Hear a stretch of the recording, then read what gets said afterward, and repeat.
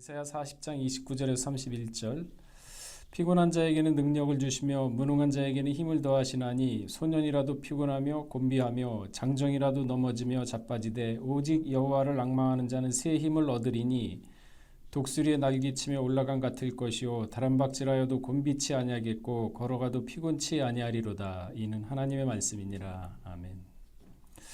오늘 제목은요, 인내하면서 앙망하자. 인내하면서 앙망하자라는 제목으로 잠시 말씀을 상고하겠습니다. 여호와를 앙망하는 자, 독수리 날개치며 올라갈 것이고 다름박질하여도 곤비치 않고 걸어도 피곤치 않는다고 했습니다. 여호와를 앙망하다. 무슨 뜻인가요? 간절한 마음으로 우러러보다. 간절한 마음으로 우러러보다. 시편 34편 5절에 그 말씀이 있죠. 145편의 15절 그 말씀이 있습니다. 또 인내하면서 바라보다. 인내하면서 바라보다. 이사야 22장 11절에 그 말씀이 있습니다. 사모하고 인내하며 도움을 기다리다. 이사야 40장 31절에 그 말씀이 있습니다. 그러니까 앙망하다. 이 뜻은 간절한 마음으로 인내하면서 사모하면서 바라보고 도움을 구하는 것을 앙망이라고 하는 것입니다. 간절하다. 간절할 간자에 정성스러울 절자죠.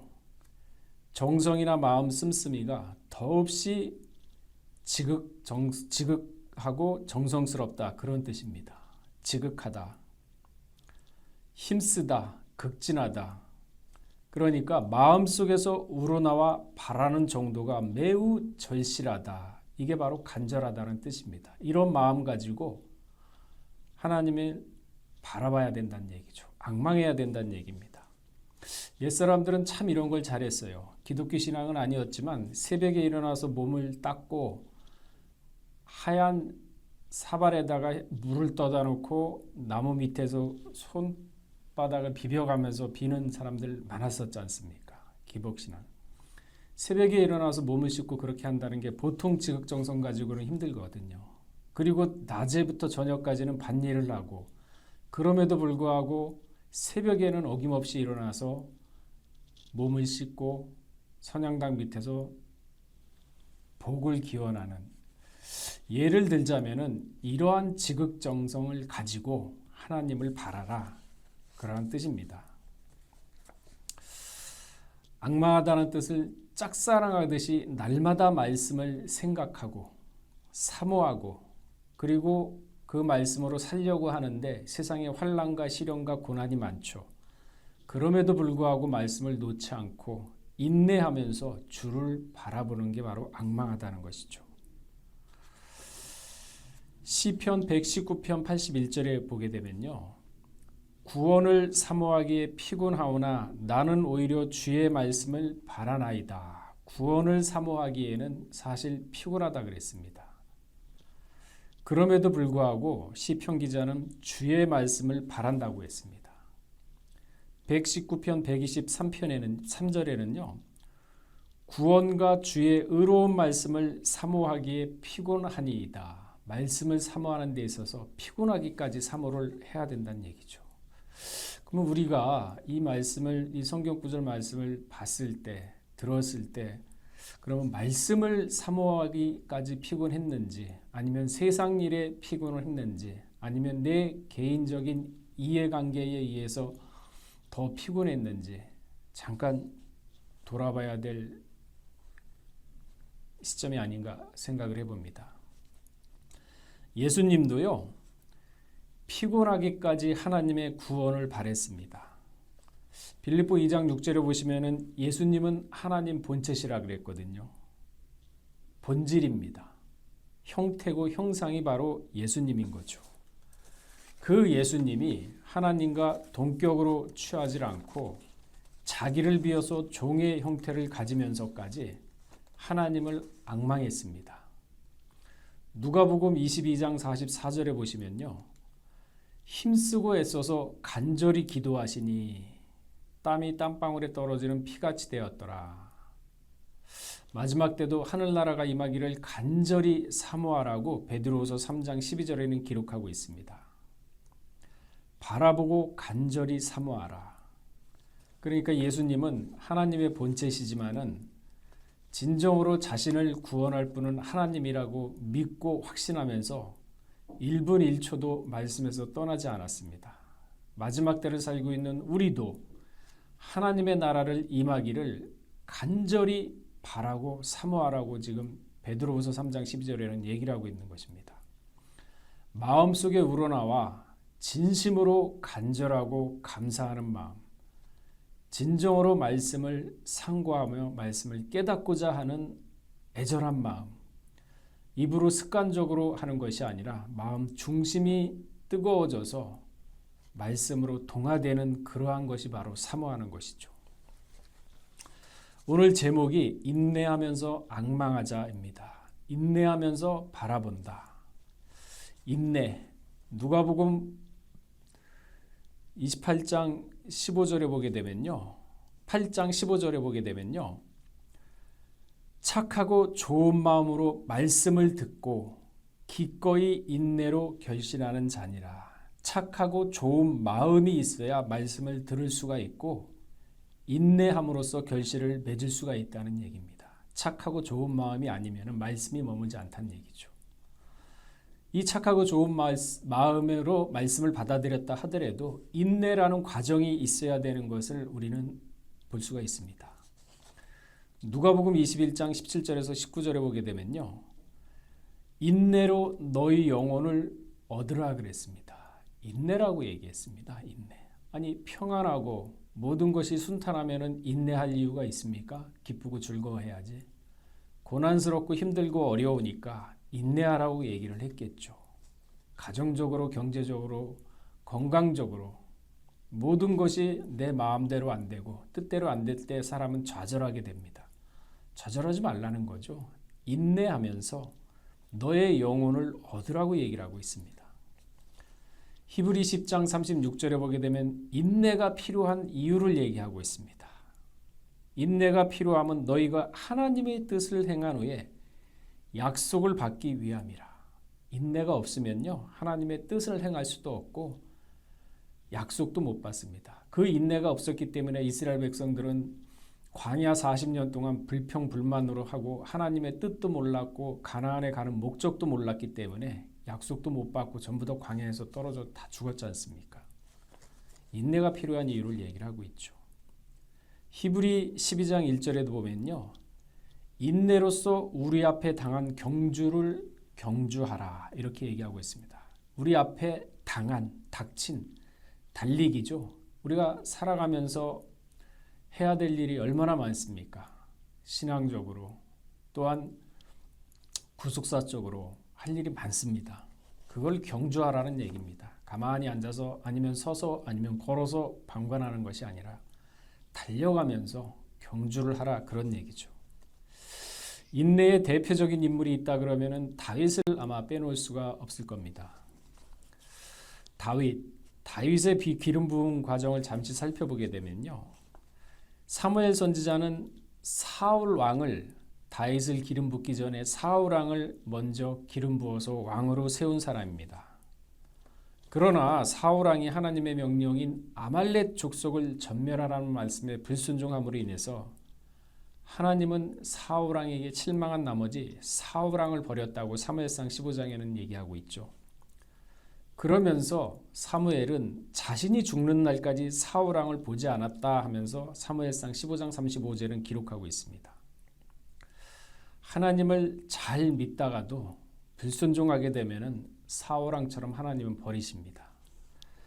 요한복음 15장 6절에도 보게 되면요. 사람이 내 안에 거하지 아니하면 가지처럼 밖에 버리어 말라지나니 사람들이 이것을 모아다가 불에 던져 사르느니라. 사울 왕은요. 하나님의 말씀 안에 거하지 않았습니다. 불순종했습니다. 그러니까 하나님이 버렸죠.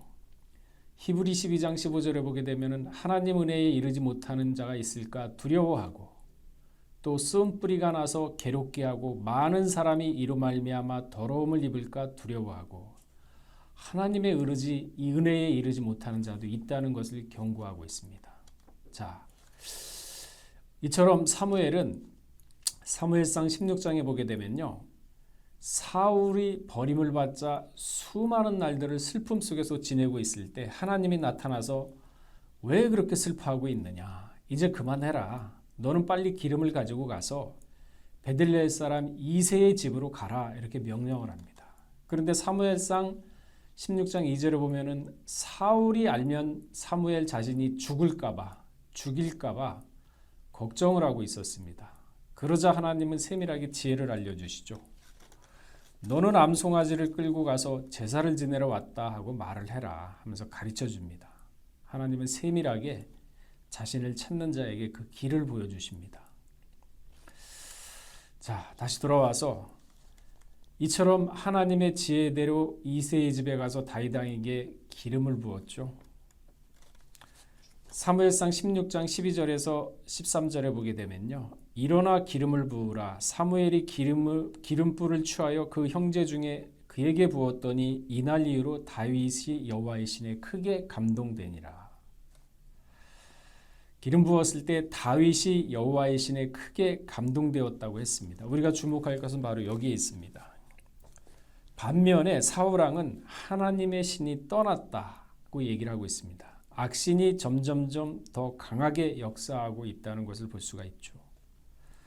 사울이 처음에 기름 부음을 받았을 때 여호와의 신과 새로운 마음이 임했다고 사무엘상 10장 9절에는 기록하고 있습니다. 이 사울의 신이 다윗에게 옮겨진 것입니다. 그러니까 은혜를 받기에 합당치 않다 그러면은 은혜마저 빼앗겨 버리게 된다고 얘기를 하고 있죠. 우리 한 달란트의 비유, 5달란트의 비유, 10달란트의 비유 잘 알지 않습니까? 이렇게 되면요. 은혜를 뺏기고 하나님의 신이 옮기게 되면 사람 마음이 강팍해집니다. 여유가 없어지게 됩니다. 모든 일에서 부딪히게 됩니다. 마음의 화평이 없어지게 됩니다. 구속사 시리즈 11권 118편에 보게 되면요. 무슨 얘기가 기록되어 있냐면은 하나님의 심판이 시작되면은 얻을 수 없는 두 가지 일이 기록되어 있습니다. 첫째, 화평. 그러니까 평안이 없어진답니다. 에스겔 7장 25절에 그 말씀이 있죠. 그리고 두 번째가 올바른 지도자를 얻을 수가 없다고 7장 9절에는 얘기하고 있습니다. 29절에는 얘기하고 있습니다. 그러니까 영적 지도자들이 타락하여 백성을 이끌어줄 지도자가 없어서 전부 다 영적 소경이 된다는 것입니다. 화평을 얻지 못한다. 개인적인 심판이죠. 하나님의 심판이 시작되면 화평을 얻지 못한다. 사울왕이 하나님의 영이 떠나고 개인적인 심판이 시작된 것을 알 수가 있습니다. 이때부터 사울의 삶은요. 모든 생각과 모든 삶 자체가 부정적이고 다혈적이고 그리고 포악하게 변하게 됩니다. 사무엘상 18장 7절에서 8절 보게 되면요.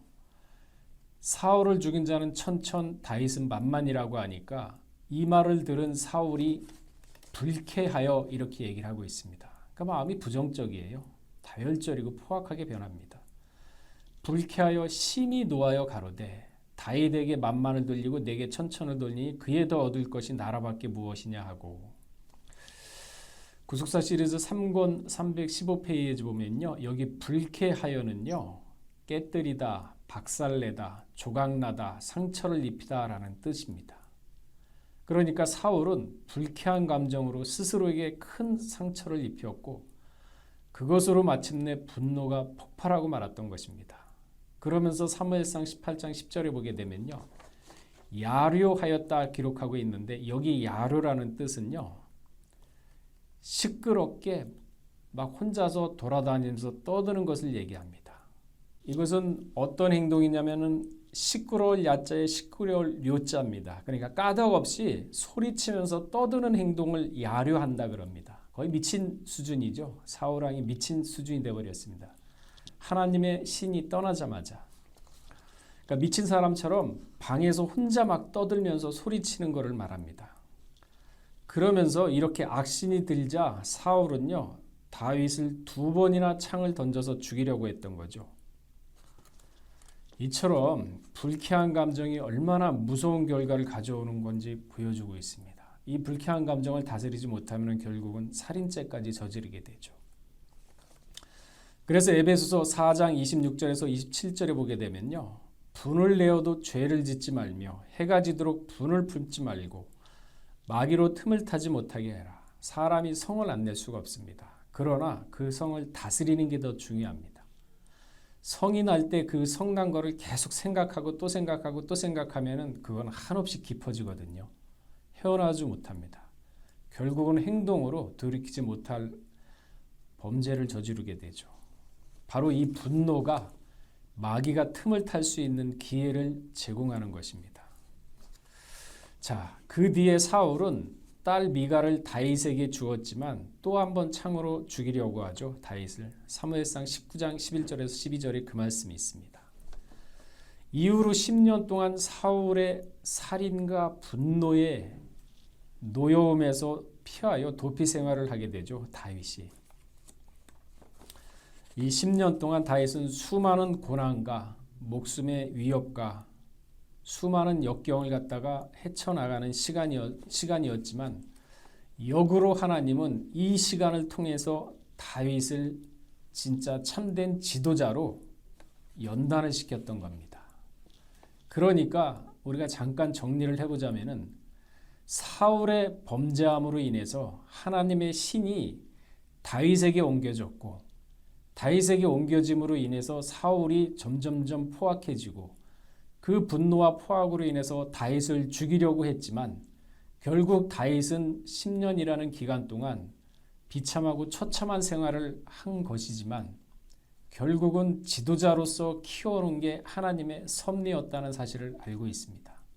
발견하게 되는 거죠. 힘들고 어렵다고 다윗이 만일 이스라엘 백성의 40년 광야 생활처럼 불평하고 분노하고 내가 기름으로 부음 받았는데 왜 하나님이 나를 이렇게 만들었는가? 왜 내가 이런 고생을 하는 것인가? 이런 마음이 있었다면 다윗은 거기에서 하나님에게 버림을 받죠. 사울왕처럼. 그러나 다윗은 그러지 않았습니다. 인내했습니다. 인내. 참고 견디면서 사무엘상 22장 3절 말씀처럼 하나님이 나에게 어떻게 하실 것을 알기까지 이 한마디 속에는 사울왕의 포악함과 지금 현재 내가 10년이라는 세월 동안 16번의 도피처를 도망다니면서 목숨을 구걸하고 있지만 여기에는 분명 하나님의 뜻이 있다는 변함없는 굳건한 믿음이 있었기 때문에 인내를 할 수가 있었던 거죠. 맞습니다. 다윗이 하나님을 의지하는 동안 비록 그 10년 동안 도망자의 신세였지만 그 마음은 항상 독수리처럼 올라가는 신앙이었던 것입니다. 말씀을 받기에, 말씀을 구원하기에 피곤하게 사모를 하고 피곤하게 앙망을 했지만은 결국은 10년이란 세월을 버틸 수 있었던 것은 능력과 힘을 더해 주셨기 때문에 좌절하지 않고 굴하지 않았던 것 아니겠습니까? 예수 믿는 맛이 이런 맛입니다. 바로. 돈이 많다고 해서 사람이 만족한 게 아닙니다. 영혼이 풍족한 것이 아닙니다. 물론 돈이 많으면 육신은 풍족하게 살 수가 있지만 영혼은 절대로 그렇지 않습니다. 물질과 영혼의 관계는요, 참으로 반비례합니다. 그래서 이 신앙과 돈, 인생과 재물의 관계를 명확하게 깨뚫고 있는 사람이 누구냐면 바로 아굴이라는 사람이죠. 잠언서 30장에 보게 되면요, 아굴의 신앙 고백이 나오는데 제가 봉독하겠습니다. 허탄한 거짓을 내게서 멀리 하옵소서. 나로 가난하게도 마옵시고 부하게도 마옵소서. 오직 필요한 양식으로 내게 먹이시옵소서. 혹 내가 배불러서 하나님을 모른다 여호와가 누구냐 할까 하오며 혹 내가 가난하여 도적질하고 내 하나님의 이름을 욕되게 할까 두려워함이니라. 여기에 대해서 이 말씀에 대해서 예수님은 뭐라고 얘기했습니까? 일용한 양식을 주신 이에게 감사하라 그랬죠. 자족입니다. 말씀으로 우리가 삶의 풍족함을 얻고 말씀으로 영혼의 평안을 얻는다면 그리고 먼저 그 나라와 그 의를 구한다면 우리 의식주는 하나님이 다 책임져 주십니다. 왜? 손으로 하는 일에 복을 주신다 그랬지 책임져 준다 그러니까 뒷짐지고 가만히 있으면 재물이 떨어지는 거 아닙니다.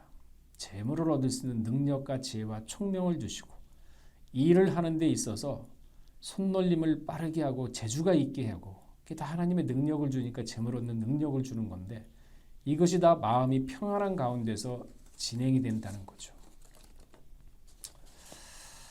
안정적일 때 평안할 때 평상시에 그러니까 평상시에 안전하다 편안하다 할 때 하나님의 말씀을 상고하고 하나님을 앙망하는 생활을 해야 됩니다. 습관적으로 해야 됩니다.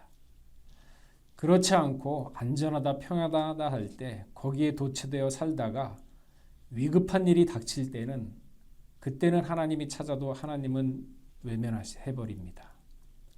그러니까 그런 말씀 많이 하시죠. 일주일 동안 성경은 뒤로 하고 감옥에다 쳐놓고 주일날 와가지고 하나님 안녕하십니까 하면서 그때 감옥에서 한번 꺼내는 게 성경이라고.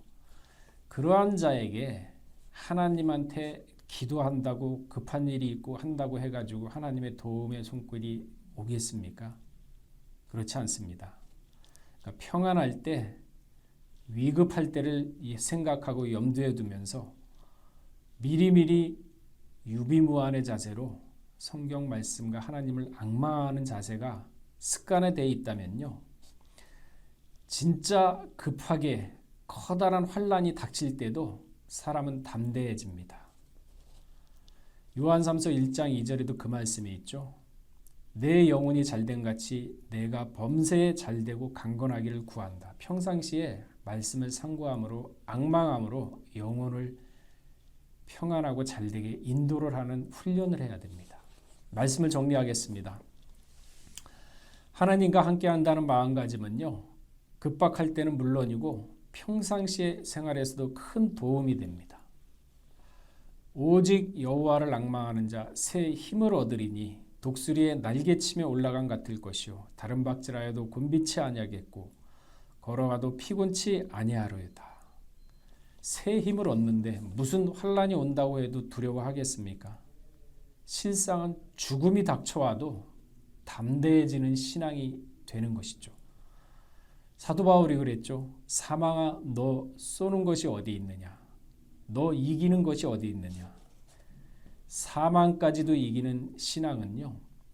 평상시에 주를 앙망하는 그러한 신앙의 기초 위에서 시작되고 자란다는 것을 우리 3대교구 성도님께서는 잊지 마시고 명심하시면서 또한 그러한 삶을 사시기를 주의 이름으로 축원하겠습니다.